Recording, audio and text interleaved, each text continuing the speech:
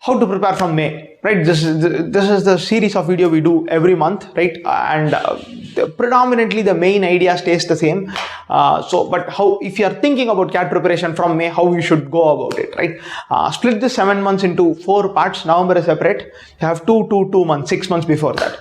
The first 2 months you got to learn a lot, right? And revise a little.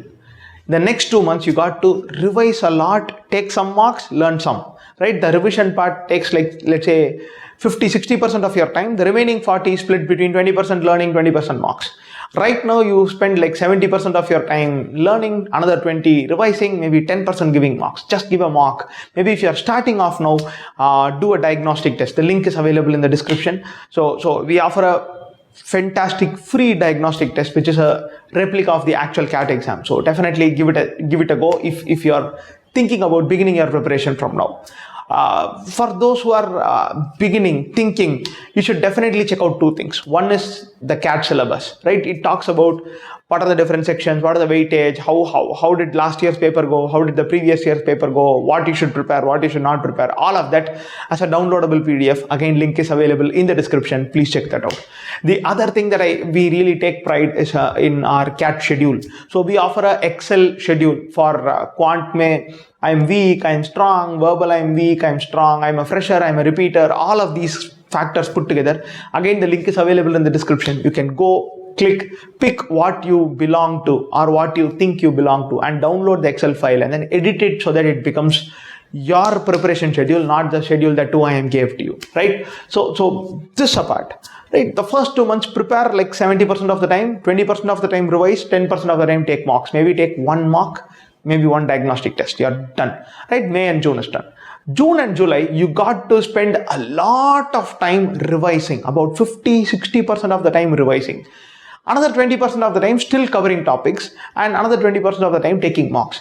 When you take marks, if you realize there is some gap in practice, go back and practice. When you take mark, if you realize, hey, I'm able to get only 1 out of 5 questions in geometry right, which means there is some fundamental gap sitting, go back and learn the entire geometry thing again, right?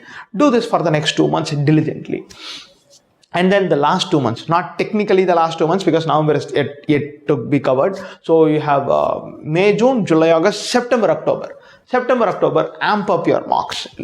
Take like 2 marks a week, at least 3 marks in 2 weeks, something of that fashion. Take a lot of marks, right? And revise. Let's say taking marks, let's say, is 50%, revision is another 30%. The last 20% is learning. You will still keep learning, right? Which brings me to one last idea, right? If you are learning for 20% of your time in October, right? Which means none of us will ideally complete the syllabus by any time, right? So don't wait for this mythological, I will complete my syllabus and then take mark a day. That day is never happening. Don't wait for it. Start giving marks. The more marks you give, the better your ability to hold your ground during the exam, spending 2 hours, being intense, all of that will be taken care of if you give enough number of marks, right? So spend the time you have wisely. There is still enough time. In the last November month, give a bunch of marks, do revision, and also learn some ideas that you feel are super important. Last 1 week before the actual exam, don't do anything, don't take marks, only revision, and then watch something nice, happy, be pleasant. This exam is more of a test of a temperament than what you've learned. Doesn't mean without learning anything I can go and ace this exam. Not true. You got to learn, you got to spend a lot of time, right? This exam is a high pressure exam. So you got to spend enough effort and time to make sure you come out on the top. Right? So if you are keen on getting into a fantastic B school, this might be the right first step, right? Check out the link in description. Best wishes for your CAT preparation.